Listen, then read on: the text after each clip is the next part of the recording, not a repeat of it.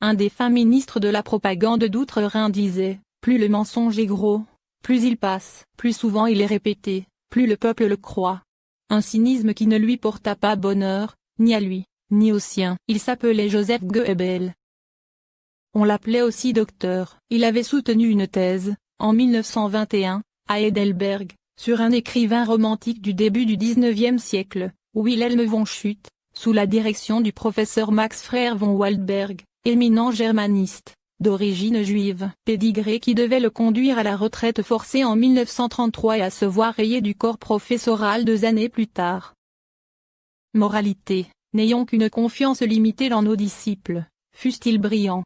Voici qu'un de nos élus ait pris la main dans le sac à friandises. Arache de Rambarche, fringant Quadrat, avocat, ayant successivement servi, ou desservi, l'UDF, à Halle, puis DVD, justement devenu maire adjoint chargé du développement durable à Courbevoie, après les dernières élections municipales du 28 juin 2020, où il était candidat sur la liste d'Union des droites libérales de Jacques Kosowski, et LR. Fier d'être courbevoisien. Il y a un hic. Le susdit aurait usurpé son titre de docteur en droit, après plagiat des travaux d'autrui et il n'est pas sûr que sa carrière politique puisse se développer durablement. Moralité, méfions-nous de nos élus de proximité, fussent-ils juridiquement labellisés. Cette micro-affaire de Rambarche, n'est que la partie visible d'un fait de société, un épiphénomène du mal qui ronge notre droite libérale, moralisatrice et arrogante. La danse de Patrick Balkan et LR, le 21 juin dernier, quel beau pied de nez au système, et nos partis politiques en général. Il ne s'agit pas d'abonder dans le tout pourri vulgaire. Mais combien de Stavisky à la petite semaine ne cherchent-ils pas, en 2020, par leur fraude mesquine ou maladive, leur mensonge, à se servir avant de servir. Le fait n'est pas nouveau. Chaque régime génère ses fruits pourris, au moins la démocratie athénienne recourait-elle à l'ostracisme en cas de corruption avérée.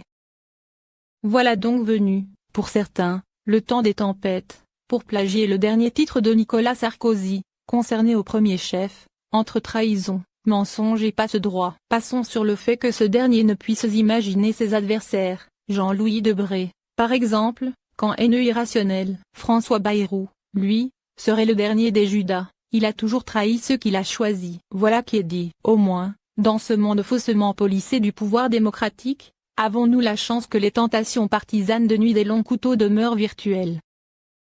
Moralité, méfions-nous de ces avocats pro-domo, eussent-ils juré leurs 1000 diables que la politique, c'est fini. Le 6 février 1934 fit près de 40 morts et 2000 blessés parmi les patriotes qui manifestaient, déjà. Moins contre les traîtres, les voleurs, les assassins. Ces patriotes-là avaient pourtant passé 4 années dans la boue pour sauver la République. Et pour quelle reconnaissance? Oui, hélas, plus le mensonge est gros, plus il passe. Mais il se pourrait bien qu'un jour, l'écœurement électoral que traduit pour l'instant l'abstention, et les explosions sociales légitimes mais confuses, se transforment en juste colère. Arache de Rambarche conteste les faits et a déclaré qu'il fait appel de l'annulation de son doctorat en droit.